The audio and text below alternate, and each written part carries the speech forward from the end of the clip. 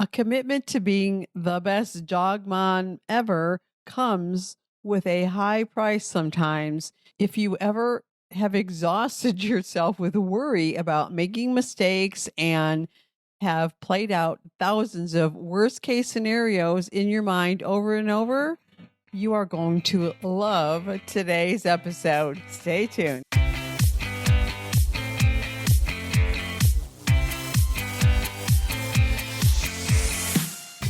Hi, I'm Kathy Kowalik, and I believe that our dogs connect us to the heart and soul of what really matters in life. So hang out, and we'll take a deep dive into the human-dog connection and explore strategies that will inspire you to create legendary, enlightened partnership with your dog.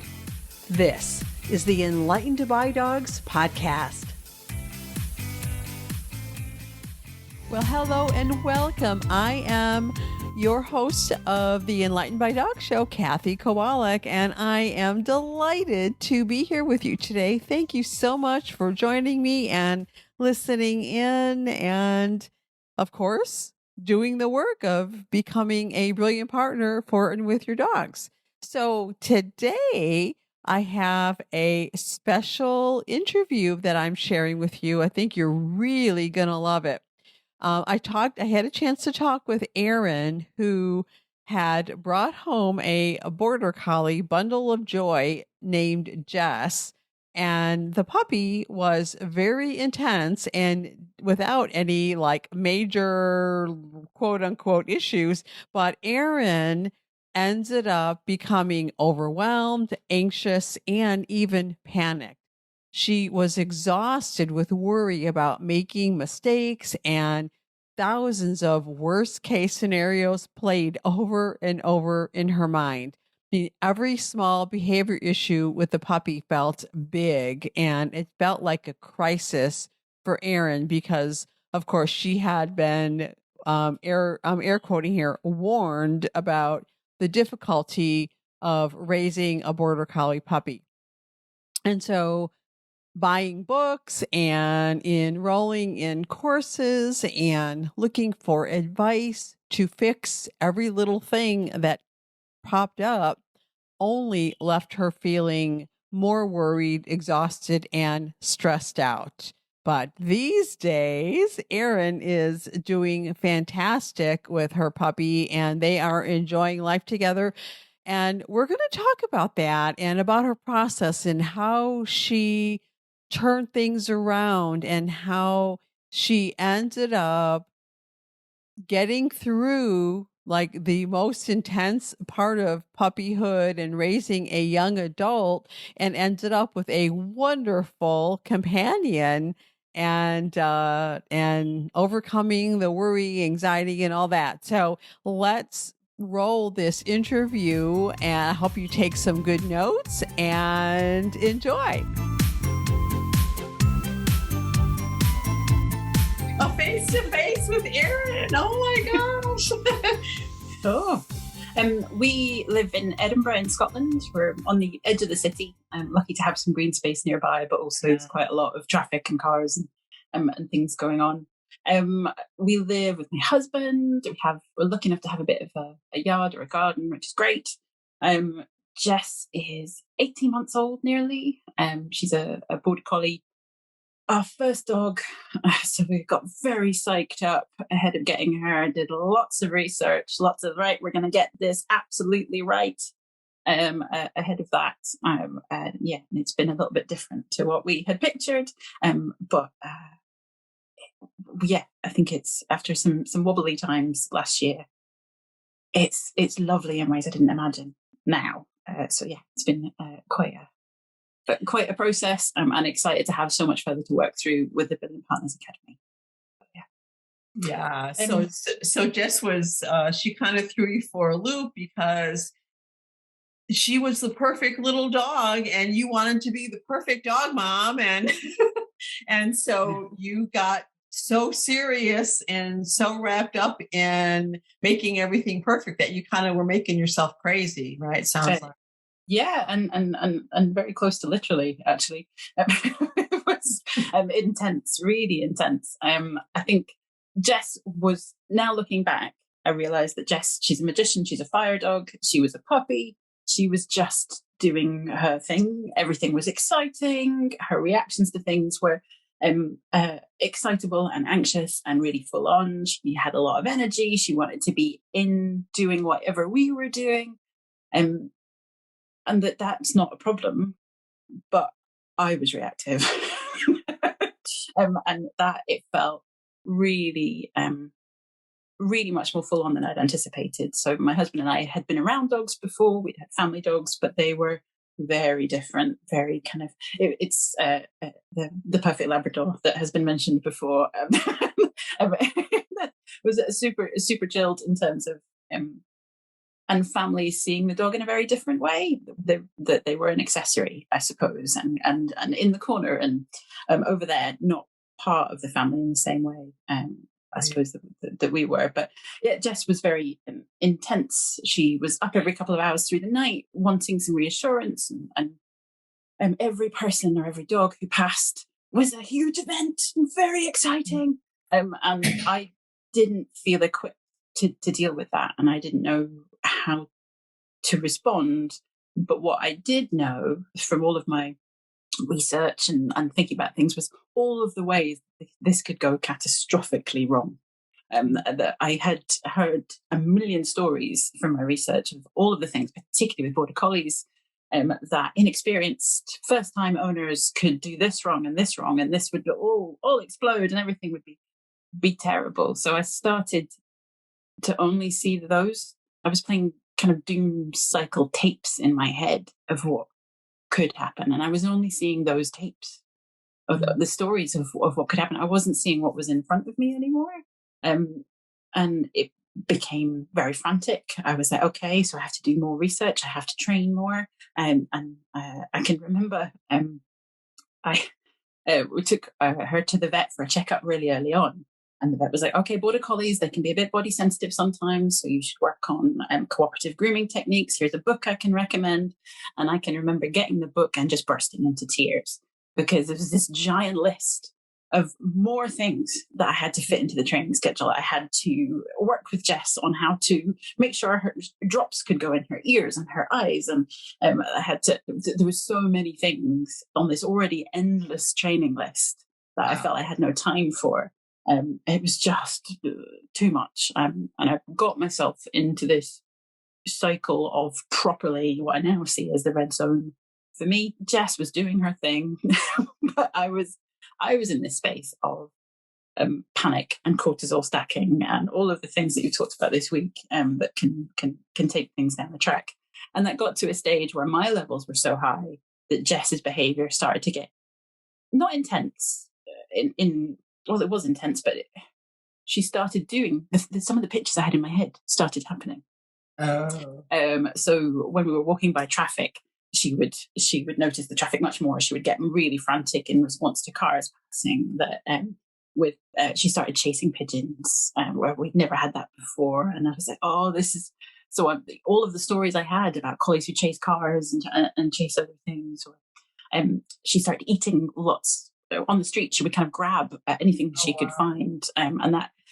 So then it was like, okay, so my fears were reinforced, and right, it got intense. Yeah, yikes. So what you believe is what you achieve. There you go, right? Wow, yeah, absolutely, and I can totally recognize Kim's helicopter mum.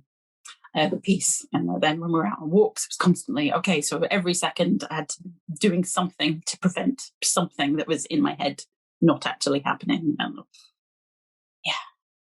definitely quite. Yeah, I mean, that's hard. That's hard and stressful, right? You must have been completely overwhelmed. It was mentally and emotionally possibly the most difficult period of my life just before I joined. I can remember coming to the Love Trust Grow Challenge and holding it together as best I could, but I was crying every day, and it was the kind of things that you talk about in relation to dogs getting into the red zone, that kind of the shutting down, the fight or flight. I was feeling that.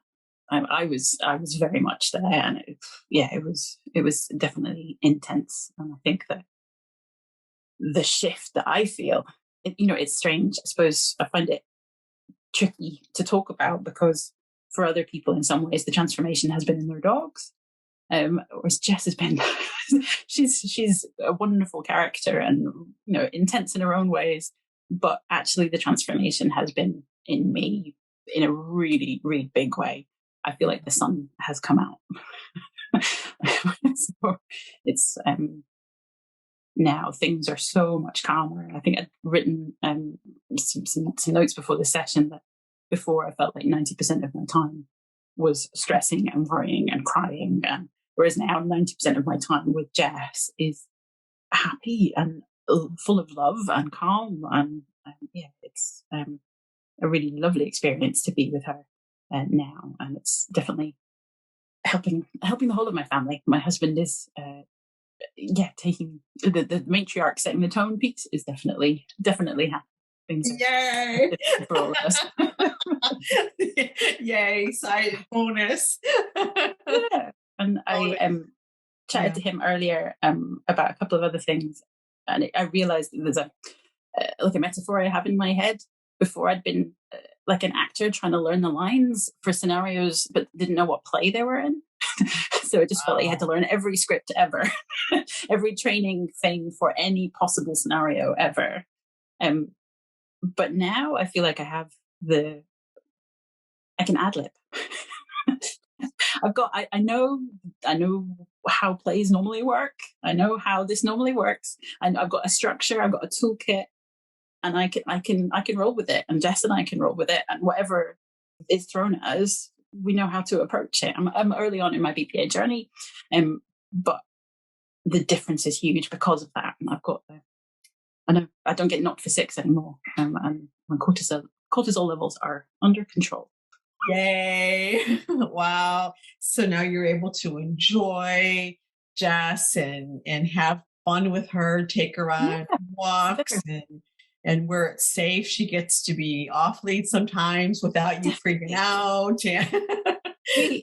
We walk every single day in places that I would never have dreamt of. I can walk past cars and traffic and it's fine. I can walk. We're off lead in nature, other dogs, that it's all okay. I mean, yes, we're dealing with some pigeon chasing issues, but it's getting better. And I don't freak out about it. I'm calm. She comes back to me. We have a chat about how pigeon chasing is not a team sport. But I'm off to doing something more exciting and fun together. There's definitely lots for us to learn, and I'm really appreciating having that sense of a journey. And I can, every time I see your map of the starting partners up to brilliant partners, I'm not focused like I was on how far away brilliant partner is, because that sort of doesn't matter anymore. But I am so grateful every day that I'm not that stressed out don't want anymore, and I can the distance from that is what's important. I just joined September last year, and it took me a little while to figure it out and to start feeling the mindset, but the difference is massive. I'm so calm, and we enjoy our time when we're out on walks, and we enjoy our time in the house. I'm grateful for having Jess, whereas before I couldn't. All I could see was the worry. I couldn't really see her and our relationship together. Wow, that's big. I mean, and I know what you're saying. Like we just see, we get stuck in that place where we just see the problems and the potential problems and the fixing, and our mind is busy looking for the next thing, and we can't be present, and that's a tough place to be in. So I'm so grateful that things are better for you now, and much better. So what do you think, how did, for you, what were some of the things that made that possible for you to go from that really stressed out, overwhelmed, anxious helicopter mom to being able to actually enjoy your dog and go on adventures? How did you get there? Because that's quite a big transformation. Yeah. I'm going to say this knowing that there'll probably be some people who will be going, okay, about this in the background, because I would have. it wasn't the practical or specific things. It was actually things like having cuddles every morning and really focusing on that. It was actually taking the time we're on a walk to think about what I was grateful for. It was the learning that actually it's about about being and feeling, not about doing. Which I would not have wanted to hear at this stage in the Love Trust Go challenge. I would have gone, fine, okay, fine. Just whatever, yeah, whatever. Just tell me how to fix my dog, right? But that's what's taken me a little bit longer. I think before Christmas, a couple of months in to my membership, I was like, I just need to know what to do. But actually, then I had a moment of thinking, of realizing that actually the mind shift that I had come on was making changes already, and realizing that, and then committing to it. The change was huge at that stage then, because realizing it's a mindset and a feeling thing. So it was realizing that there were different ways to communicate without treats and exploring that. The curiosity has been a huge piece. Actually thinking every day, being like, all right, so this is a thing for us. Why is that? Rather than, okay, what do I do? That mindset of being curious about it, I think has been really huge. From simple things like, why isn't she going in her crate at nighttime? This is a bit weird. Why isn't she doing that? To being, rather than, oh, this is a thing. Oh, I'm tired. She's tired. Oh, why is this happening? And thinking about, or why is she being so difficult? Would have been my mindset. Now thinking, all right, what's going on for her? What could we try? And when that shift is made everything easier, from small issues to bigger ones, and it makes everything more fun. Rather than a problem mindset, it's an adventure mindset. And when I look back to thinking about what did I want when I got my dog, it was love and joy and adventure. And now figuring out, sounds a bit weird and probably a bit silly to some, but figuring out, all right, how do I walk along this stretch of the road that makes me stressed and her stressed? That is an adventure now, rather than a struggle. So it's been easier than I thought, so much easier than I thought. It's not, I don't have endless books and techniques to tick off lists of things I need to do. I can just be this. I can be the partner that she needs to be me to be. I can be the version of me that I want to be, and we can do it together, and it can be really fun. And it's just listening to her and being curious. Is this too abstract? Does this help? I don't know. But it's. Well, I don't know. Let's see it. I mean, I totally get it, but then So, ladies that are here with us live, what do you think? Is it too abstract? Do you have questions? Do you want to know, the step by step? We do. Our brain wants to know, the steps. Give me the steps, just like you did in the beginning.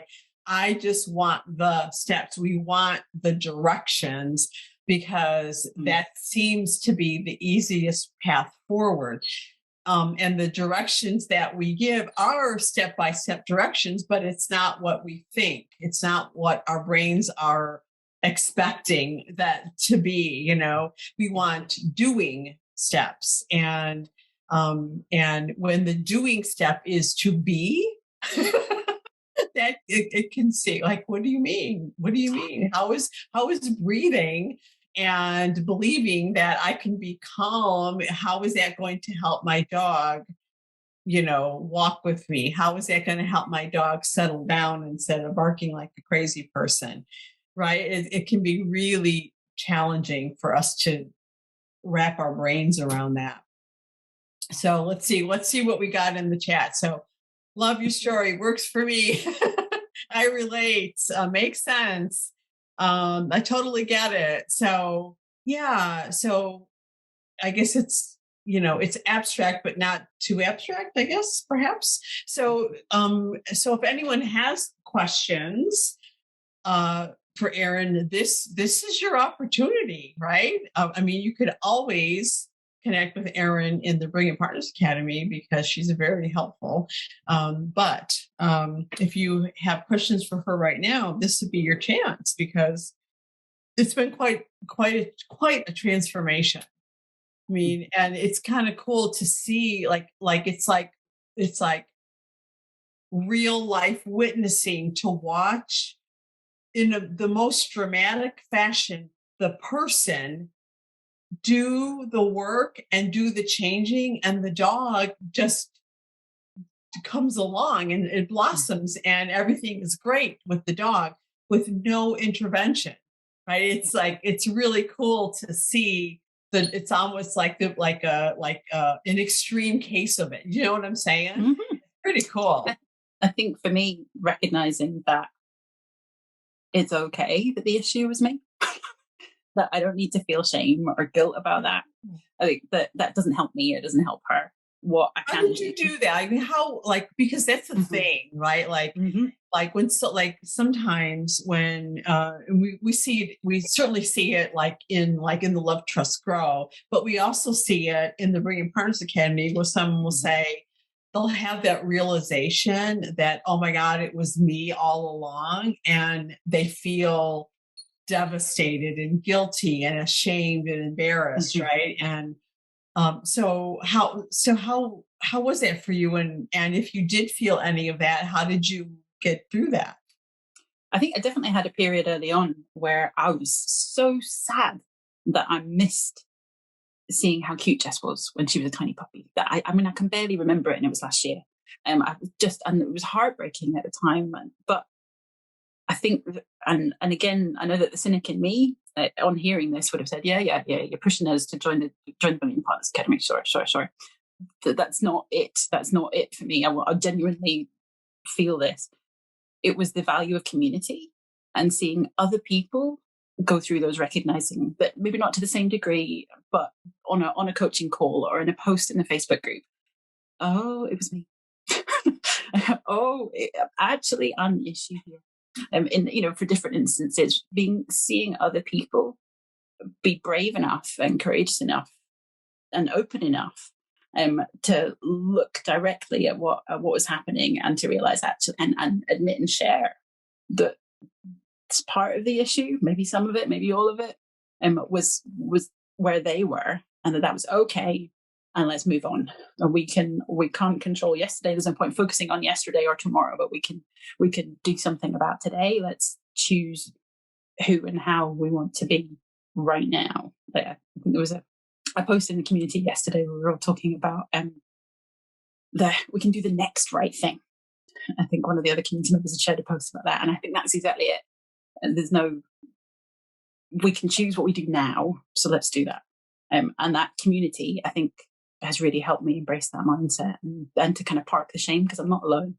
And that woman who has the lab working perfectly to heal, who knows where she's been or what she's been through. But right. Maybe she's made a whole bunch of mistakes too. Right. Yeah, I don't know if that answers. I think so, and I think the way I perceive it, I guess, is like we've created our own green zone bubble in the community, and we keep each other safe. And when we're not feeling safe, someone's there to help co-regulate with you, right? And there's none of that, ever. I'm going to say never, ever any type of shaming or blaming, not even a hint of it. And when we're feeling that, and we all do at times, when we're feeling that and we can see that, it's, I don't know, it's trickle down. If we can do that for each other, then it makes it easier for us to do it for our dogs. You know what I mean? And so it's, I don't know, that's how I see it, we sort of create our own dynamic within the community so that we can feel safe enough to be ourselves and safe enough to be authentic without being labeled or judged, or because we're all just learning, right? And that's what we do, right? Hashtag learner, right? We just post hashtag learner, you know, I like this. What was I thinking?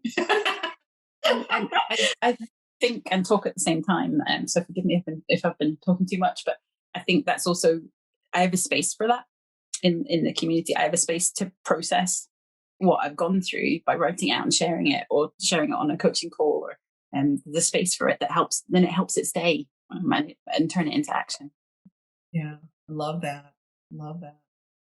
So I don't see any questions coming through. So if you have questions for Erin, let us know. And so I think, I mean, you may have said it all, but do you have any, like, do you want to leave us with any words of wisdom, any inspiration, anything else you want to add to what you've already shared, which has been brilliant and brave for sure? I think probably the main thing I would say is we can trust ourselves. We can trust what feels right. And for me, I think that this time last year, I knew what I was being told to do, or the standards I was judging myself against didn't feel right. I didn't know what would, but I know it didn't feel right. And I knew I didn't trust myself because I didn't have other ways to approach it. So it just felt, but I knew that the kind of approaches we talked about this week felt right. And the glimpses I was getting of what my life with my dog could be felt right. And I suppose, particularly as women, we can often not trust the feelings, and we have to go away and find experts or something else. But trust yourself. Trust what feels right for you. Do what feels right for you. And for some, it might not be this approach. It could be something else. I don't know. But if this feels right, it can make a huge difference. So trust with that. Yeah, I love that. Thank you.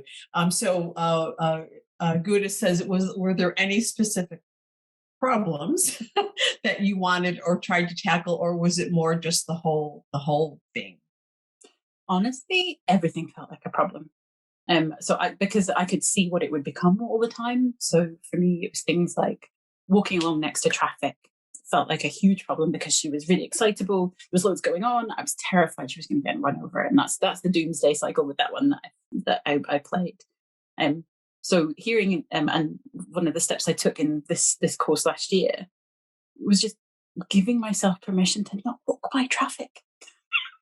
And it sounds like such a simple thing, but because I was judging against the head of where we walk, where people walk their dogs, they take this route and they do this kind of thing, and walking by traffic shouldn't be a problem. That voice was so strong. But and we're supposed to get used to it, right? And the way we get used to it is to do it. Do it more, yeah. Sure.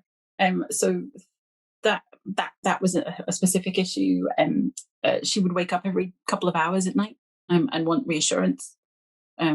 She was young and scared, but I was told you should let her whine it out. You shouldn't build a habit of her comfort, but it felt wrong. So knowing that she needed connection. She needed someone there. She was tiny. And I was asking her to be in another room when it was dark and she didn't know what was happening. Trusting myself and knowing that actually she needed me. And there are ways I could handle that interaction that meant that it wasn't feeding it and increasing it. And over time, over space of 4 months, she sleeps through great now. So the pigeon chasing, definitely a challenge. She can get really into things, but that's a challenge that a lot of, chasing is a challenge that I know a lot of people have, and some really great tips. And we're on our journey. We can get a lot closer to birds than we used to be able to. And I am learning how to apply the principles of our approach in that context, but yeah, I've got a little way to go. But it doesn't freak me out anymore. And I think that is the difference. Yeah, that's huge. That's huge. Yeah. Yeah. So thank you. Thank you for sharing those extra details. So Erin, you're brilliant and amazing. Thank you so much for coming on and being so open and vulnerable and telling it like it is, sharing from your heart and for being you. So thank you. Thank you all. All right. Some love for Erin. Just amazing, amazing. So we've got, as Erin says, we've got the best community. As you're seeing it for yourself, though.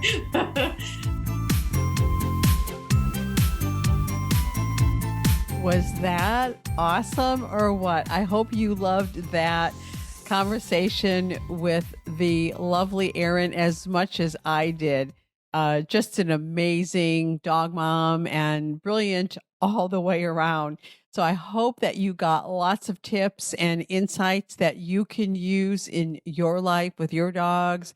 And that's all I have for you today. Have an amazing week. Enjoy your dogs. Take a deep breath if you feel yourself starting to get overwhelmed or tense, and remember to smile. Enjoy your dog. Enjoy your life with your dog. Be brilliant, and I'll see you next week. Bye-bye for now.